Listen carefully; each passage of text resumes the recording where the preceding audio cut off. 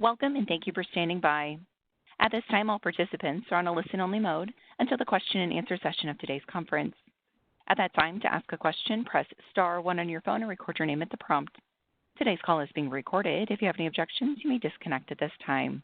I would now like to turn the call over to Dr. Heather Brown. Ma'am, you may begin. Yes, thank you, operator. Hello, everybody, and welcome to Working with Employers to Help Employees Develop Financial Well-Being.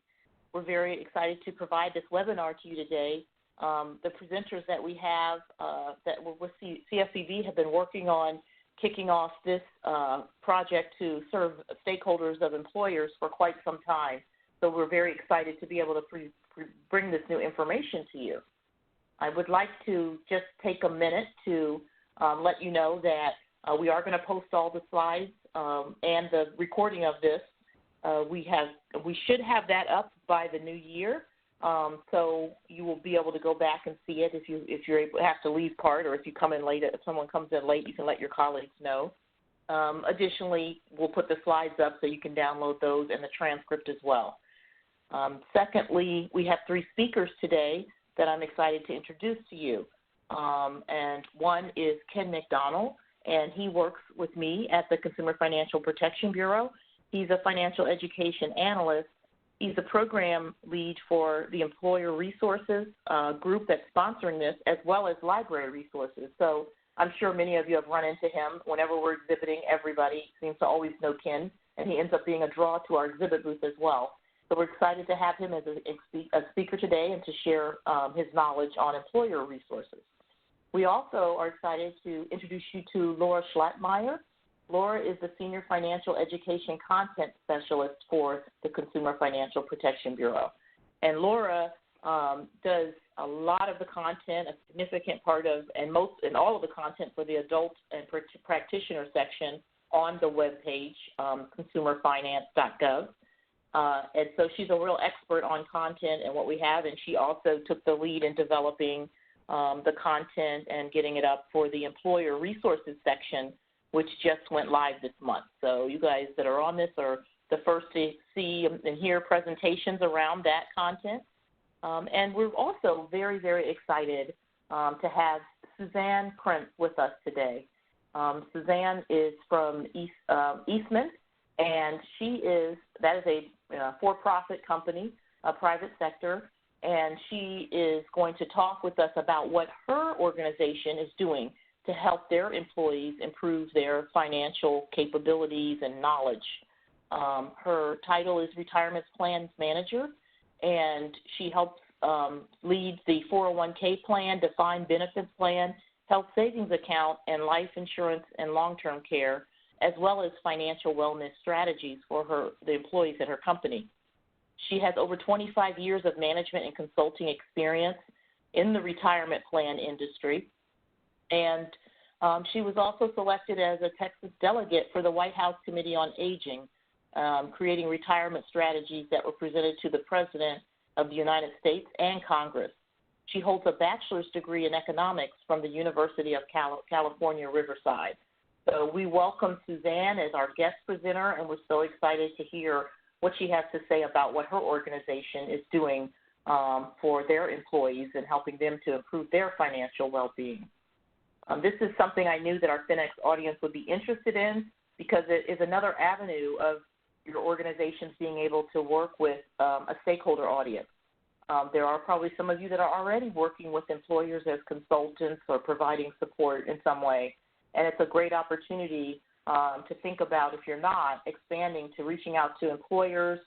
You can reach out through economic development, workforce development programs, find out employers that might be interested in having your services, and present training on these topics, because we know that although we're making some great headway in our K through 12, there are a lot of adults that get to the workplace and really have had little or no financial well-being education or any financial capability education. And so employers are realizing this and knowing that employees that are in a good situation financially are also going to be happier in the workplace. So expect this program to grow quite dramatically over the coming years, and are excited to bring this information to you. I have a couple of quick slides I need to go through, and then we'll get started. our normal disclaimer that we want to provide. This presentation is being made by the Consumer Financial Protection Bureau, and it's by representatives of the Bureau, myself, Laura, and Suzanne. It does not constitute legal interpretation, guidance, or advice of the Bureau. Any opinions or views stated by the presenters are our own and may not represent the Bureau's views. The inclusion of any links or references to third-party sites that are not consumerfinance.gov do not necessarily reflect our endorsement of those sites, and also the views expressed on those sites we do not endorse, or any products or services offered. And please be aware that any third-party sites that come up on any of our webinars have not necessarily been vetted, and so that's why we don't endorse the services, and there may be other organizations or entities that can provide the same services. The Bureau, most of you are aware, but for those that are new, welcome, and know that our goal, our mission is to regulate the offering and provision of consumer financial products and services under the federal consumer financial laws and educate and empower consumers to make better and more informed decisions. Our FinEx program has several components. The webinars are one of the components that we offer. We're also going to be having an annual conference coming up in May, so stay tuned for that information in our next newsletter that goes out. If you did not receive a newsletter that announced this webinar and you got it through someone else, please send an email to the address at the bottom of this slide, cspb_finex@cspb.gov, and I will get you added to our list. We currently are now over 10,000 FinEx subscribers, and so we're very, very excited about the growth of the program and the continued potential for growth. This is an old slide of our webinar, our webpage, but this is how you get to financial education adult materials on our webpage. Our webpage was just redone, and so when you land, you will see a Start Small, Save Up slide that talks about that initiative, but most of the drop-down menus are pretty much the same, so don't be surprised or concerned. You can get to the information you need, and if you have any concerns, questions, or feedback around our website, please don't hesitate to reach out to me.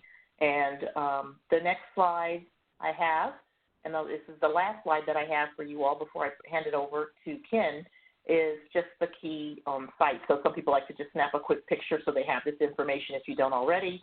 It has the email address for the FinEx program, which focuses on practitioners and educators in financial education. And it has our LinkedIn discussion group page, link to that link. And we were getting a lot more discussion around it, and we have some ideas to even encourage more in the next year, so stay tuned for that. And our general webpage on adult education. Okay, with that, I'm going to pull up the slides for Ken, and I'm going to hand it over. Actually, I'm going to control the slides for this one, so you'll hear him telling me to advance a little bit here and there. And so I think we're ready to get started. Ken, are you ready? I am ready. Okay. Thank you all for attending. Thank you, Heather. So I'd like to start out, give you a little summarization of my presentation. I'm going to start out with why employers, talk about success metric, and then talk about some resources employers could utilize within our program. Next slide, please. We already had the disclaimers about the Bureau. Okay, right there. Thank you very much, Heather. So Americans' personal finances are strongly impacted by their employers. Beyond supplying a paycheck, many Americans have access to retirement savings and insurance benefits such as health, life, and disability. Through their employers, Americans are exposed to issues on income tax and Social Security benefits. It is in employers' interest that their employees understand and utilize the benefits that are provided to them. Through our Pathways to Financial Wellbeing report, the Bureau outlined a pathway for consumers to develop their financial well-being. The first step in this path is financial skill. As you see in the slide above you, financial skill, defined as how you find, process, and use relevant information, leads to financial behavior, the day-to-day actions you take to secure your financial desires, to financial situation, the objective facts of your financial life, and finally leading into financial well-being, your perceived financial security and freedom. And as you'll see from this, how you find and use and process relevant information as the critical first step in this pathway. It is this first step that employers can have the most impact on their employees. Next slide, please, Heather.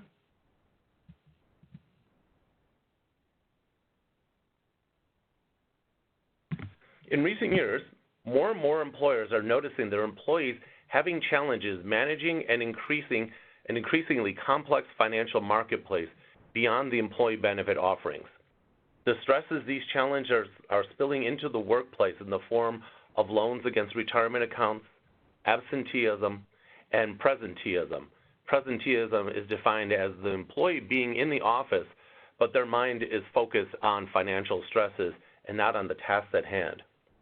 More employers are looking to provide unbiased financial information for their employees beyond their employee benefit offerings to help their employees develop that first critical step in developing their financial well-being, their financial skill, as you see defined here in this slide before you. Next slide, please, Heather.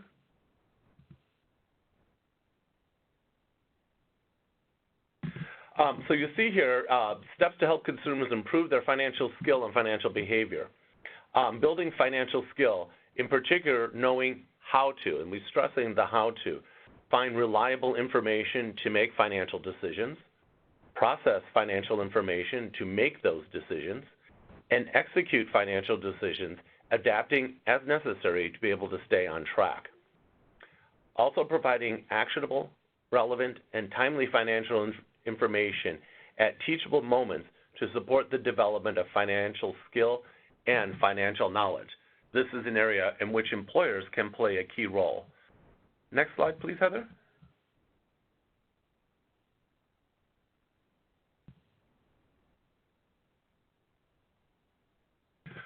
Most people are familiar with the Bureau's definition of financial well-being. As we defined it, a state of being reflecting a person's ability to meet current and ongoing financial obligations, feel secure in their financial future, and make choices that allow an enjoyable life. Yet findings from the Employee Benefit Research Institute's 2019 Employer Approaches to Financial Well-Being Solutions survey show there's considerable little consensus of what financial well-being looks like for employers. When we look at the top 3 responses to the EBRI survey, you will see there are components of the Bureau's definition. For example, the first definition on this slide, cited by 34% of employers, as having access to assistance and resources to enable good financial decisions, is a finding from the Bureau's Pathways to Financial Well-Being report released in September 2018. The second definition appears to be a summarizing of the Bureau's definition, being comfortable and financially secure in your overall. I'd like to give you all a bit about this survey. About the survey cited here, this is a survey of 248 full-time decision makers conducted in June 2019. Respondents were required to have at least moderate influence on their company's employee benefits programs and selection of financial well-being offerings. Additionally, respondents were required to hold an executive, officer, or manager position in the areas of human resources, compensation, or finances. This survey was conducted by the Employee Benefit Research Institute, or EBRI, at EBRI's Research Center on Financial Well-Being. The center focuses on how retirement, health, and other employee benefit programs contribute to financial well-being and broader workforce effectiveness goals, such as productivity or engagement. And we'd like to say that the Bureau is a member of this research center. Next slide, please, Heather. So what we have here from the findings in this survey are top considerations to offer financial well-being. While 2/3, 68% of employers said they offer more than half of their, While 2/3 of employers said that more than half of their employees were eligible for financial well-being initiatives provided, only 1/3 of employers thought a majority of their employees would make use of the benefits. It stands to reason, given this, that the top 2 considerations in offering financial well-being incentives were costs to the employer, as you see, by 45% of the surveyed employers, and interest by amongst employees, 42%. So I found those very interesting for employers when you're going to design a financial wellness or financial well-being programs to have buy-in from your employees. Make sure your employees will utilize this. Next slide, please, Heather. You'll see here in additional findings from that survey, what are the top offerings made by employers. The top 4 financial well-being initiatives cited here are fairly traditional ones: tuition reimbursement, financial planning education, employee assistance programs, and basic money management tools. Among the more cutting-edge financial wellness solutions are incentives and gamifications around savings and financial actions, and student loan debt assistance were the most likely to be offered in the future, with 28% and 23% respectively. So we see that employers are being responsive to their workforces and are looking for innovative ways to assist their employees. Next slide, please. On average, firms offered 4.2 financial well-being benefits. And what eBree found is that the larger the firm size, the more likely there will be more offerings made. So you see on this slide here, among firms of 500 to 2,499 employees, the average offering was 4.1. Compared to firms with 10,000 or more employees, the average offering was 4.7. Larger budget, larger number of employees would equal to larger number of financial well-being benefits being offered. Next slide, please. So now we're going to go into the measuring of financial well-being. Next slide, please. So eBree found 23% of employers reported using a financial well-being metric to gauge the financial well-being of their employees. The data shows that employers using metrics are more likely to offer holistic programs and have a high level of concern around their employees' financial well-being. So the measurement scale seems to be an indicator of an employer who is very well engaged in providing these benefits to their employees. Next slide, please. And lo and behold, we have a tool designed specifically to help measure financial well-being. The toolkit you see here provides an introduction to the financial well-being scale with instructions, case studies, and other resources. You'll see that on the website, on the link right at the bottom of this. We encourage all of you to go and check out this resource. Next slide, please. What is here are the 10 questions that are asked in the scale. We do have this in print and online format. What we wanted to show you here are what are the questions that are being asked. And you'll see that a good number of these aren't asking any specific knowledge, but they're more getting at your understanding or an individual's perception of their finances. One that I like particularly is number 1 on how often does this statement apply to you. Giving a gift for a wedding, birthday, or other occasion would put a strain on my finances for the month. And then you see the 5 options the person has. So these are very subjective. Next slide, please. So we do have an online version of this of the scale. You'll see the largest of the boxes here. That's the landing page for the scale. When you get on there, you'll see towards the bottom of that box there are the questions labeled there, and you just click on your answer. When you complete it, you click submit, and you're given to the second box where you see that color bar there that will give you your results. This is how you scored on the scale, and will compare you to others. Scrolling down on that page, you will see additional resources that an individual may access to help them improve their financial well-being score. And as we all want to see how much better am I than everybody else, we will give you how you rank by age, by income, and employment status. So you kind of get an idea of where you stand compared to other people like you. Next slide, please. Now, interpreting the score. You can use the score to understand a person's current state of financial well-being and compare this person's score to others. We have 2 new benchmarking tools to help place your client's score into greater context. Score ranges. This tool provides the ranges of scores and typical characteristics of the people who fall in those ranges. And then scores for selected comparison groups. This tool provides distributions of scores for people by age and income to help you compare a person's score to other people's of a similar age and income. Next slide, please. Okay, you see here, this is the score ranges. And what I like about this is it gives you some descriptors for what each score could mean for you. Also, if you were a person that was, say, in the low category, you scored a 30 to 37, when you look at the higher categories that you may want to aspire to, there may be some indicators of some things that you may want to build towards. For example, in the very high category of 68 to 100, the first mention is there that most of these individuals have high levels of savings. 80% of these individuals reported having savings of $10,000 or more. So it just kind of gives people an idea of where they would land within each of these scores and what those scores do mean. Next slide, please. So now we're going to go into the Bureau's Start Small, Save Up. And in this, okay, we jump in that. Start Small, Save Up seeks to increase people's financial well-being through education, partnerships, research, and policy or regulatory improvements that increase people's opportunity to save and empower them to realize their personal savings goals. And we see employers play a key role in this. Next slide, please. One new tool we have, many of you may be familiar with our Your Money, Your Goals program. We showed automated savings has been shown to be an effective method for people to develop this savings habit. This is where employers can help.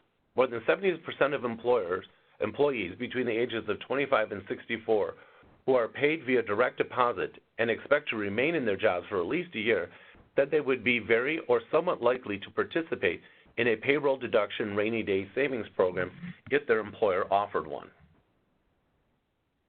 Automated savings can also be a part of an overall financial wellness at work program that benefits employers through increased productivity, lower cost, and benefits employees through reduced stress and improving financial well-being. Employers can provide employees with timely, relevant, and actionable information about their financial topics. And you see here one of our newest tools from Your Money, Your Goals are building your savings booklet. And this features 8 tools: how to plan to save, determine where to save, better manage the cash flow, set reasonable goals for savings, build a rainy day fund, and save a portion of your tax refund. You can order these booklets free through our distributor at the GPO. Next slide, please. Another part of the Start Small, Save Up campaign is preparing for the unexpected. And the Bureau here at consumerfinance.gov/prepare has several resources that are easy to use, easy to implement to help individuals prepare for unexpected. Now you'll see in here on this screenshot, we do have about preparing to recover from a disaster. And we've got some great tools and resources on there as well. But you'll also be able to find in there information on how to build a emergency savings account. Next slide, please. And then planning for the future. We've put a screenshot here. This is very timely because this is going to be coming up starting in January, where people are going to have looking at their taxes and looking about filing their taxes in the January through April time period. We encourage individuals to use that tax time to save. For a lot of individuals, the tax refund is the largest sum that they will receive at any one point in time during the year. And we always try to encourage individuals to take at least a portion of that and put it aside as savings, however that person chooses to define that savings. And you'll have various tools and resources in here to help you decide how you'd like to increase your savings using your tax refund. Next slide, please. We've also developed some email boot camps. We have one on savings, get a handle on debt, and get home buyer ready. These are free tools that employers and any financial educator can use. They walk an individual through helping them set up a savings plan and how to set up their savings accounts, how to get a handle on debt, what are the things that they need to be aware of and what are some actionable steps. All of these provide simple, actionable steps in anywhere from a 2 to a 6-week time period. Again, all of this is free, and we do not capture any data, just alert individuals to different resources that they have access to, how to use them, and we have friendly reminders to help them stay focused on their goals. And with that, I would like to turn this over to my colleague, Laura Schlockmeyer. Thanks, Ken. Thank you for walking us through all of the underpinnings and the foundation for what we have for that's specific for employers. So I think what I would like to do, Heather, if you can give me the possibility of sharing my screen here, I'm going to just show everybody really quickly on screen what the new employer resources site looks like. I'm going to just, as Heather mentioned at the very beginning, this was brand new as of a week ago, so I'm very pleased to be able to introduce you to our new section. I'm going to show you a little bit about how it's organized and what you can find here. A lot of it is for your workforce directly, and then there's a lot of resources here as well for yourself and your role in your organization. And the site itself is organized around some of the feedback that we heard from employers who are working in this area. So we've tried to reflect some of what we've been hearing from employers along the way. At the very top, what we wanted to do is make it very easy for you to find and share our information and our guides and our worksheets that can help your workforce right up the top. And so that's why you'll find our consumer tools just front and center on this page. To help you share these more easily with your population, obviously you can poke around the consumer tools on your own and see what questions you might be interested in sharing. But here in this section on share resources with your workforce, consumer tools right here will show you exactly what we offer for all topics and tools. And this is everything from home ownership to debt collection to money transfers overseas, just lots of topics and tools. And keep in mind that consumer tools is also extensively available in Spanish language. The next section here on savings resources goes back to a little bit about what Ken was talking about with our savings programs, and this is gives the consumer view of how to start savings, an emergency savings or a rainy day fund or a life happens fund. So this link here gives you a fast way to connect to that page that we looked at in Ken's presentation about savings resources for consumers. Next, where it says order publications here on the screen, many of our tools and resources and worksheets are available in print that you can order for free to be delivered to you as in bulk. So this link on ordering free publications will take you to the ordering site where you can browse through titles of our worksheets and informational brochures. They are short and snappy and can be used as handouts to the workforce. They'll be able to order that Your Money, Your Goal savings booklet from the site, won't they? That's a good point. That would be one of the things that you might find on this publications link is the savings booklet. And they're always free and no shipping charges, correct? Correct.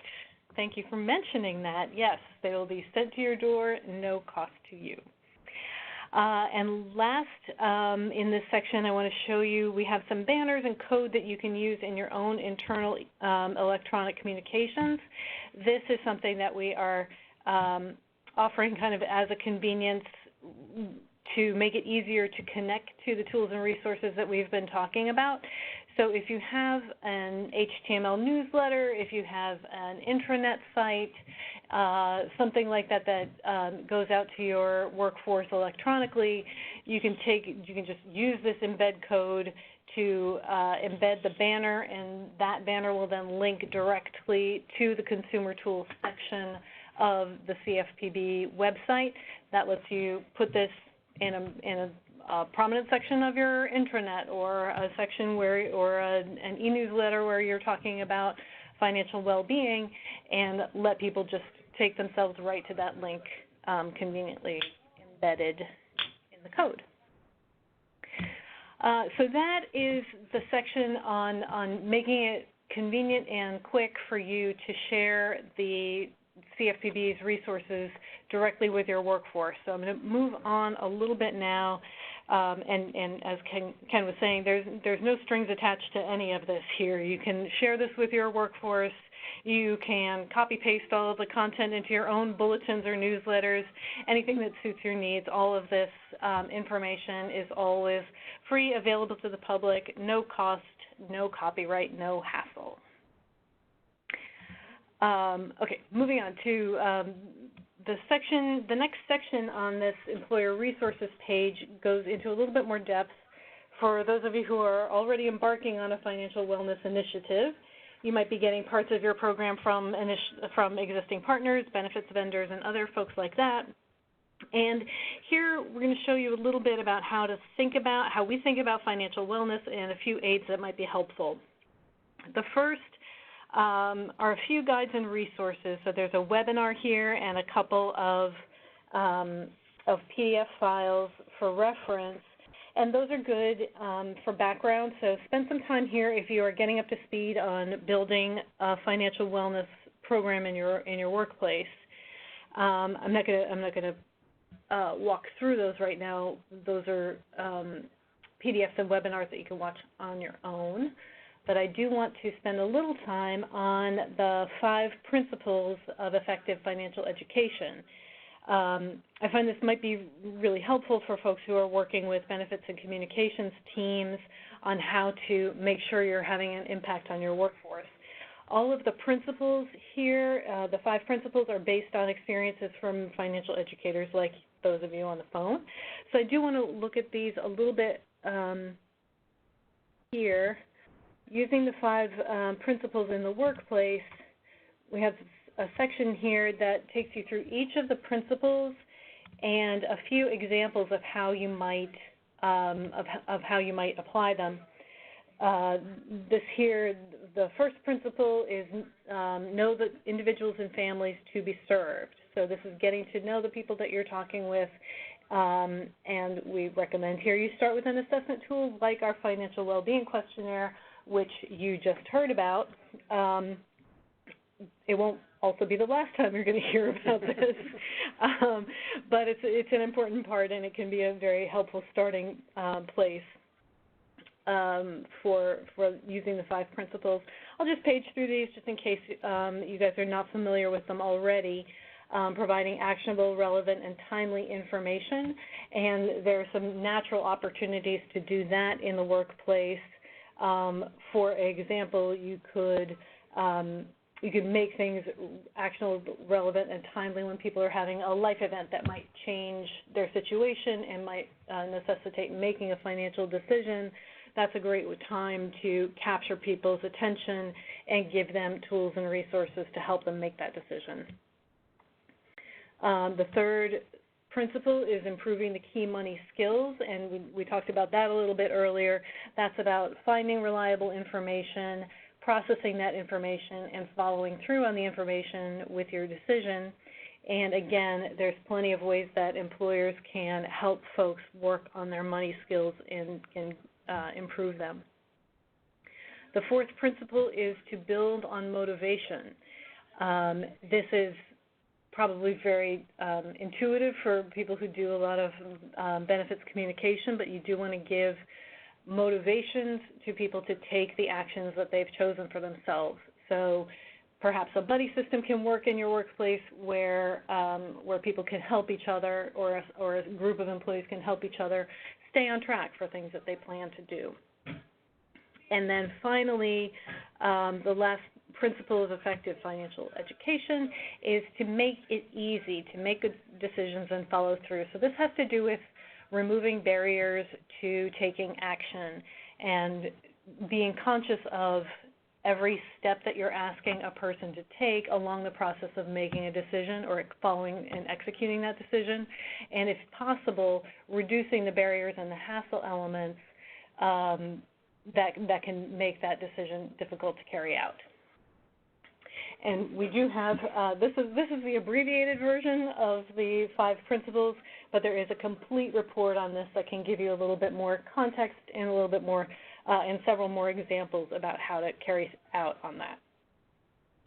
Going back to the employer resources page, I also want to point out to you that there is now a, not just a page for how employees can build savings. There is a page for employers on how to get people, how to implement a program inside the workplace that can help people with this goal. And so this page here inside the employer resources section talks about how to build savings into the workplace through things like automated savings, through structures that provide incentives and motivation, through enhancements to the retirement plans, if those are available to you, and through general financial education and coaching. We do think that savings is an important part of financial well-being. It is something that people with high financial well-being often report. You'll also see at the bottom of this page easy links to the savings tools and resources, the boot camp that Ken mentioned, and the rest of the Start Small, Save Up resources are linked at the bottom here. All right, coming back to the main page of the employer resources section, we have an entire section here on measuring financial well-being in the workplace. As Ken mentioned, and as you know, as a part of your organization, it's always a key part of any workforce initiative. So how do you know that something is working? And that's what we're getting at here with the measuring of financial well-being. The financial well-being scale that we looked at a little bit earlier is also conveniently linked here. This first link, Try the Questionnaire Yourself, takes you to the online version of the financial well-being scale, and this is what Ken showed in his slides before. It contains the 10 questions for financial well-being and lets you get your own score at the bottom. Coming back to this measurement of financial well-being, this second link here, the toolkit, is also the toolkit that Ken mentioned in his slides. So it's also linked here so that you can get to know, and that contains everything you would need to understand the scale and how it's scored, and that score range diagram that Ken's slides included is part of that toolkit. The last link here on measuring and scoring financial well-being talks a little bit more about the resources available for for carrying through on this. So using the toolkit, understanding the guide, taking a training webinar, and I just want to call your attention to a section here about administration of the questionnaire, and the important thing I want to, obviously the financial well-being scale and the questionnaire is available online, as we just saw, and that can be something that you share with your workforce directly to say, please take this on your own as part of your self-service offerings. Please take this on your own and look at your own score and decide where you want to go from there. And then the employee who takes that 10-question scale and comes up with a score probably will find in the process of taking those, answering those questions, that they now have some ideas of where they might want to start. A lot of people find that they get inspired to take action based on some of the questions that they read. So that is a good way to sort of to encourage people to start on their own with the questionnaire. I also want to point out that, again, like everything inside the Bureau, The scale itself, the online questionnaire, is also available for repurposing. The code is open source, and so if you want to have an internal version of this questionnaire available to your workforce that is then scored on your side, so that you can monitor and watch the improvements in your workforce over the course of your financial well-being program, you can take the programming that we've done for this questionnaire, take it in-house, and then use it as a before and after metric with your population. And all of the technical stuff that you would need to do that is also on this page. And then finally, going back to the homepage for employer resources, the very bottom of this is exploring the research. And if you're familiar with CFPB FinEx and our work generally, you're probably already familiar with these.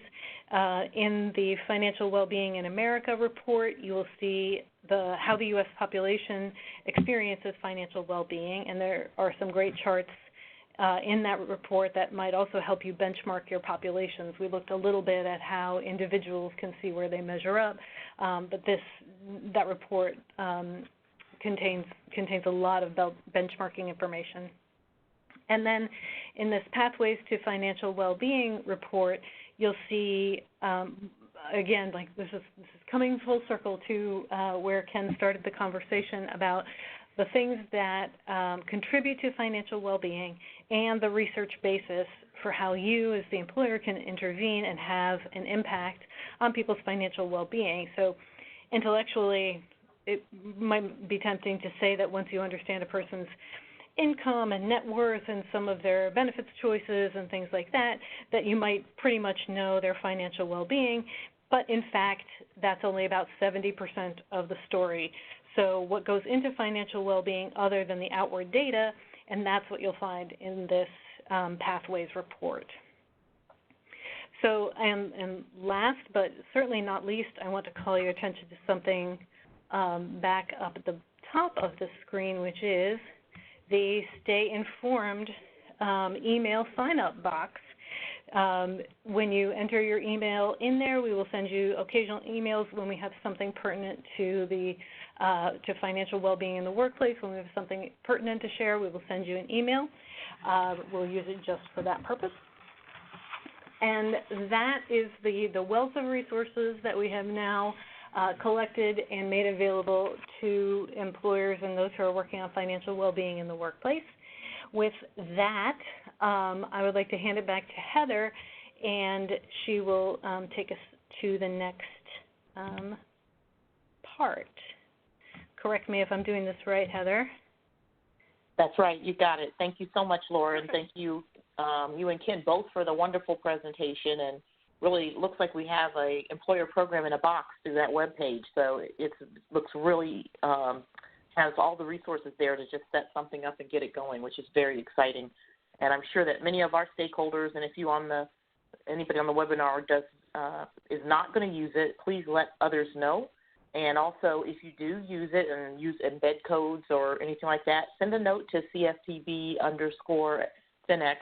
at CFPB.gov and let us know that you did put an embed code on your website so that we can use you as an example of a success story as we move forward and keep in touch with you to see how it's working.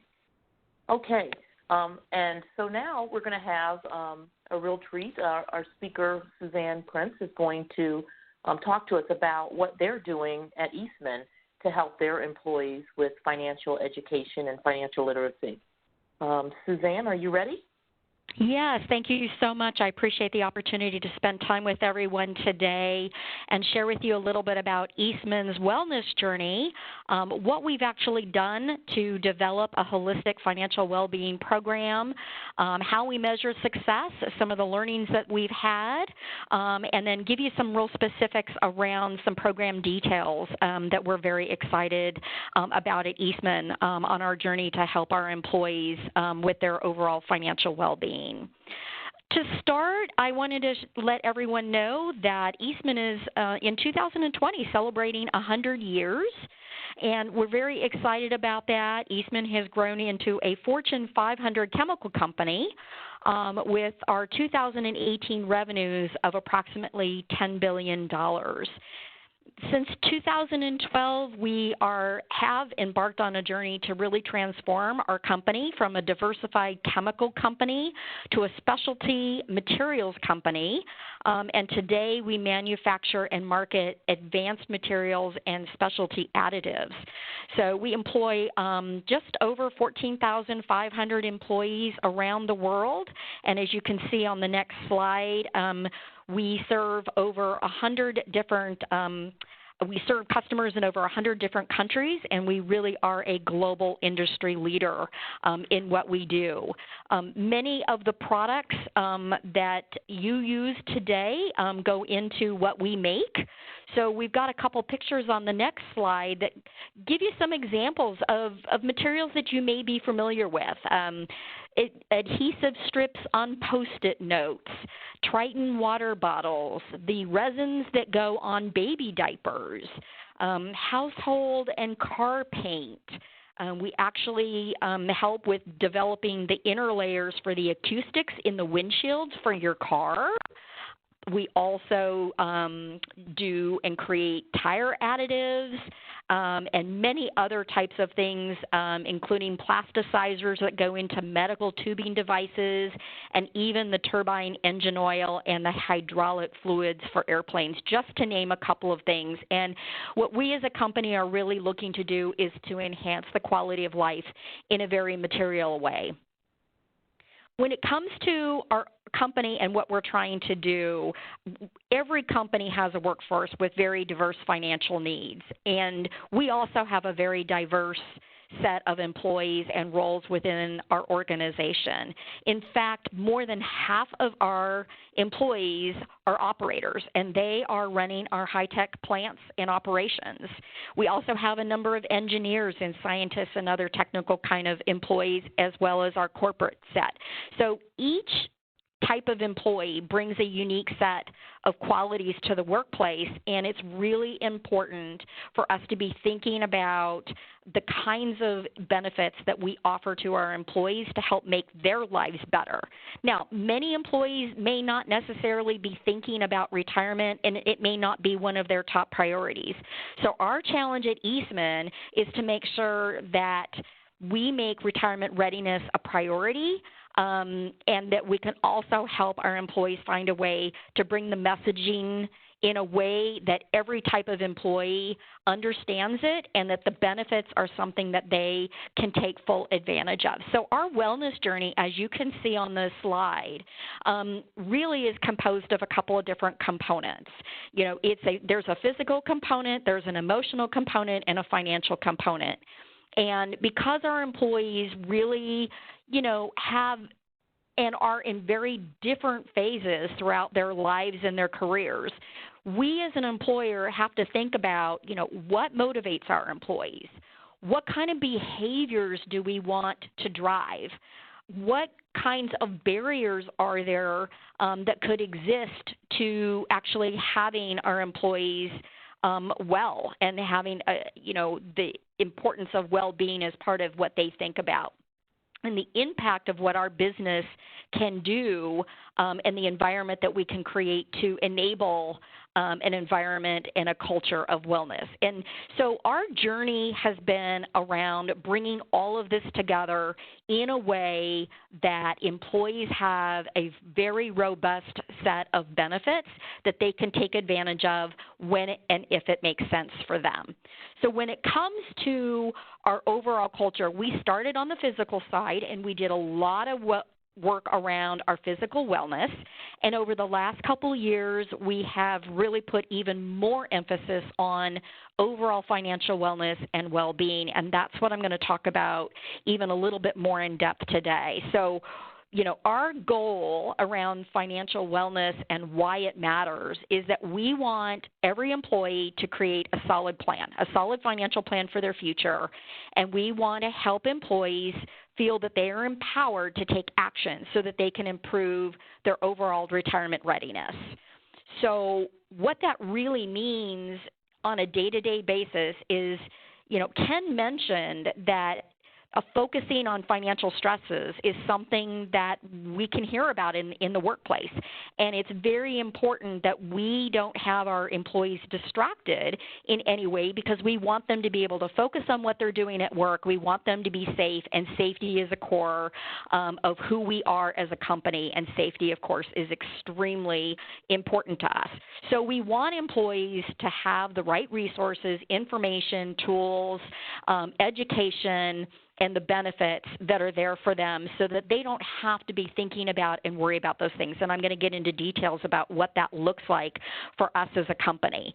We have to find a way in order to make sure that employees are equipped to achieve retirement security. Ken brought up the fact that, in the survey results, 21%, felt that they were equipped to achieve the retirement security, and 34% having access to assistance and resources so that they could enable good financial decisions. And those are core as to who we are as a company as well, so that we can find a way for our employees to be able to reach that retirement and enjoy it in a way that they want to.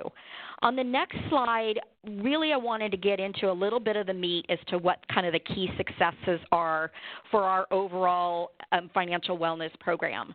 So first and foremost, what we want our employees to have access to is valuable content and education, relatable education, and interactive and insightful tools.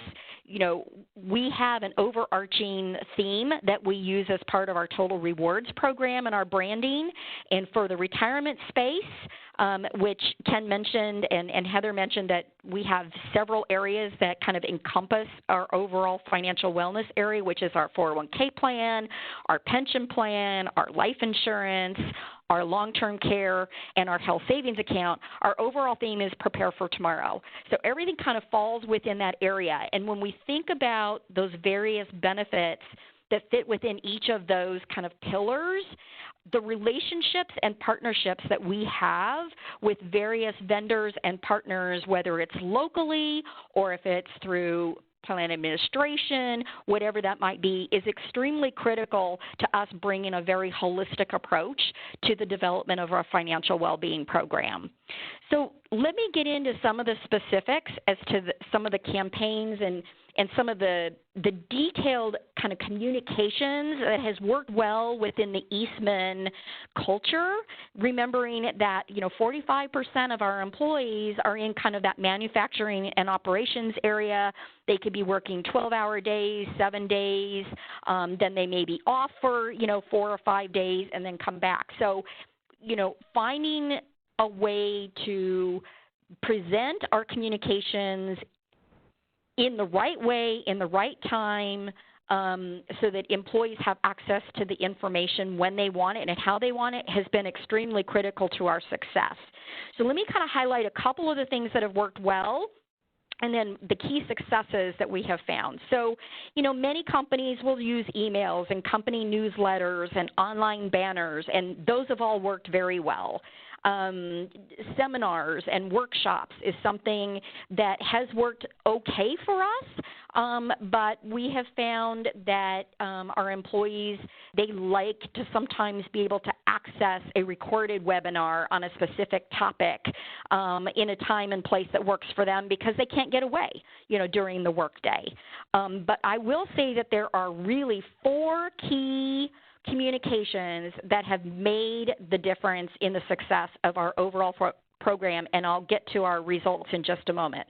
So personalization, personalized messaging, so understanding through data who our employees are, what kind of benefits they have, what benefits they may not be utilizing, and then being able to target specific communications to them to inform them and educate them about specific topics. For example, if we have somebody that's not participating in the 401k plan, getting them a targeted message as to why it's important to start saving and what saving can do for them over a certain period of time. As Ken mentioned, that's very, very important. On-site one-on-ones. So we have, through one of our provider partners, on-site one-on-ones where employees can sit down and get one-on-one coaching and advice and financial counseling. And I will share with you that when we post those one-on-ones, they are filled up in 45 minutes. So they are in such demand that we cannot keep up with the demand. Our employees really like to have that face-to-face conversation to really get into the details and really help develop that overall plan going forward. The other things that have worked very well is testimonials. So when we have testimonials and our employees want to share stories about what benefits that they're using and what it's done for them, I will share with you that this last year, our testimonial stories that are done in writing and shared through our company newsletter was the #1 read article of any article sent out by the company every single month. So our employees love to hear about what other employees are doing. And then last but not least, that has worked super well, and we call them bathroom briefs, but it's that 8.5 by 11 piece of paper that's posted on the back of the bathroom door, and everybody reads those, and we are able to share great information, reminders of things, and then where for people to go to get further information. So real quick, on the next slide are just some results of the success metrics that we have put together. I won't go through all of these, but I will tell you that the most important metric for us is around what we call fit age. And I'm going to get into a little bit more detail on the final slide with you, but it's the age at when someone has the financial resources in order to retire. And we use a online tool that is provided by Willis Towers Watson called MyFitAge, and over 70% of our employees have accessed that tool to find more education and information and even suggestions as to outside resources and other providers that they can go to get more information.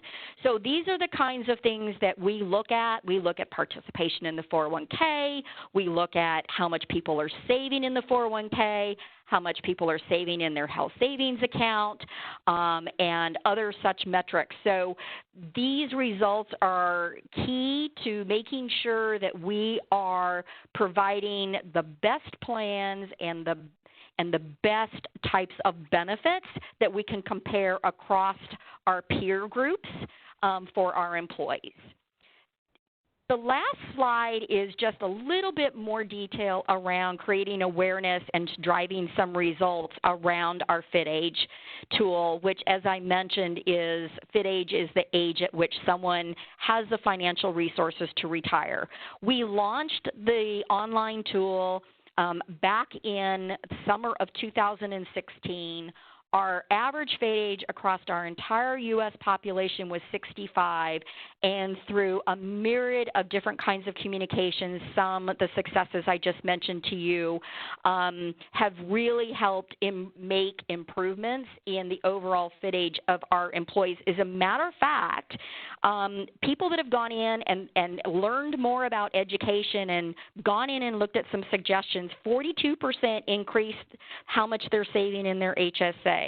43% went in and increased how much they're saving in their 401k plan.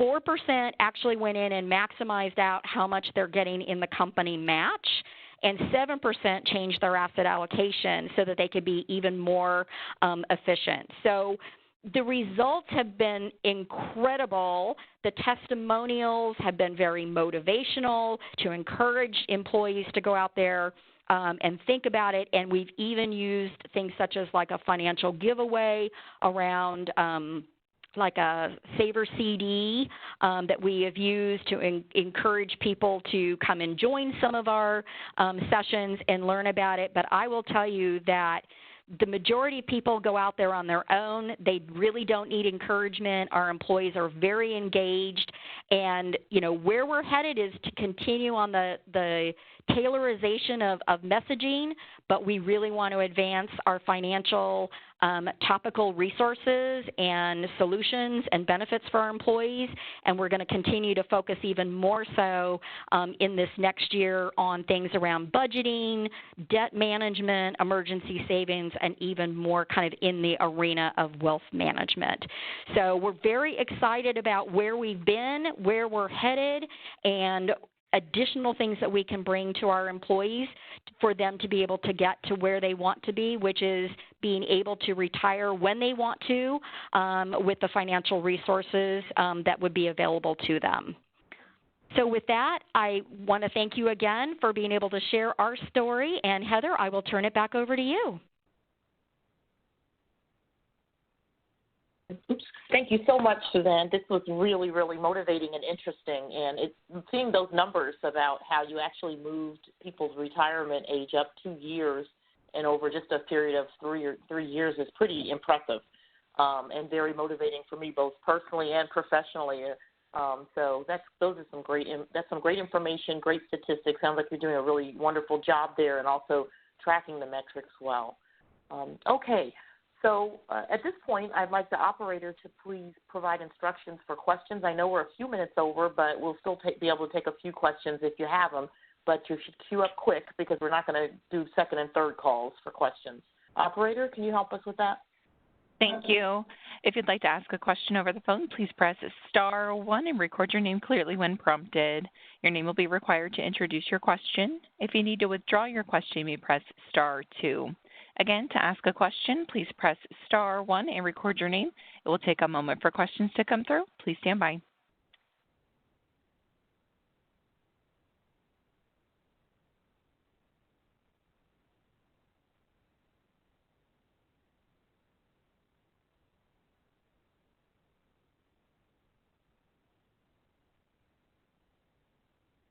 And I'm currently showing no questions in the queue. Go to the chat. Heather. One question Heather, we did. Yeah. Oh, I'm sorry.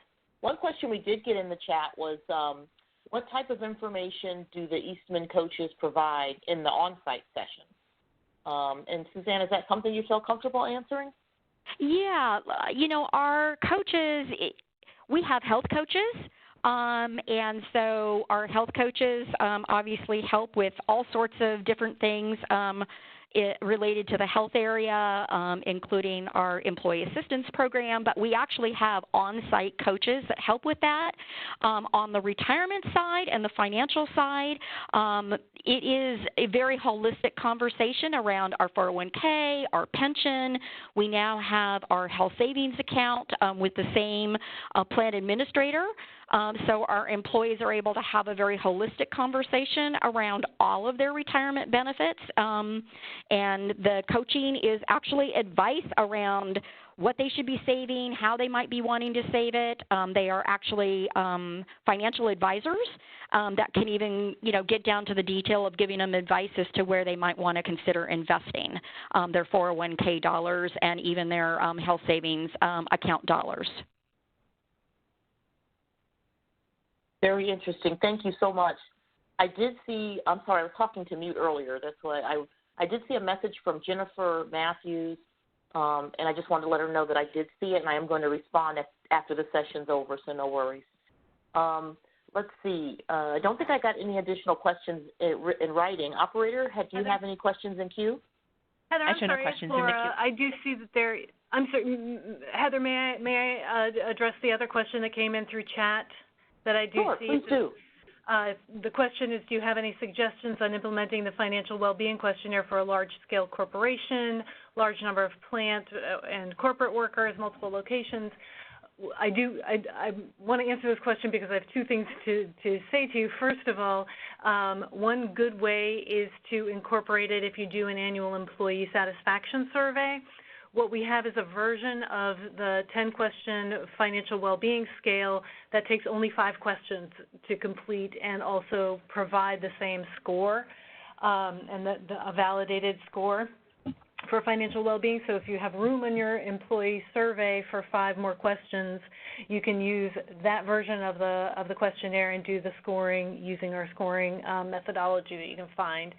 And the other thing is to remember that the questionnaire itself is available in multiple formats. So we do have print versions that you can hand out for people to complete in a workplace. The questionnaire does not take very long, as you probably saw from the questions, so it wouldn't be taking away from too much on-duty time to fill out that questionnaire in print and hand it in, as well as sharing the online version.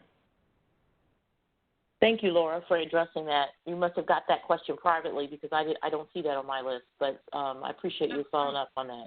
Okay, great. Operator, do we have any questions in queue? I show no questions at this time. Okay. Does anyone else, any presenters want to make a last comment before we wrap up? If not, I think we're ready to end. It was a great session. Thank you, Laura, Ken, and Suzanne. Wonderful information and very motivating talk about what's going on at Eastman. And I look forward to maybe having you back, Suzanne, in a year or so and to see how that program's grown. And I'd like to see maybe those fit ages have dropped even more at that time, which will also be a big motivator for everyone. Okay, with that, we're going to wrap up. Okay, you're welcome, Suzanne. With this, we're going to wrap up, and operator, we can end the session. Thank you. That concludes today's conference. Thank you for participating. You may disconnect at this time.